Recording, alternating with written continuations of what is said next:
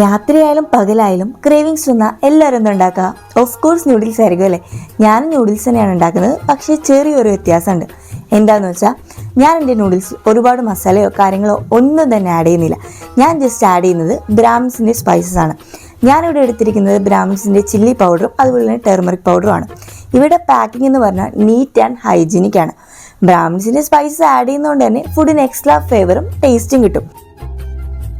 അപ്പോൾ നമ്മുടെ noodles ready ആയിട്ടുണ്ട്. ഒന്നും ചേർക്കാണ്ട് തന്നെ നല്ല അടിപൊളി കളർ കിട്ടിയിട്ടുണ്ട്. ഫാസ്റ്റ് ഫുഡിനെ സൂപ്പർ ഫുഡാക്കി മാറ്റാൻ ബ്രാഹ്മിൻസിൻ്റെ കറി പൗഡർ ധാരാളം.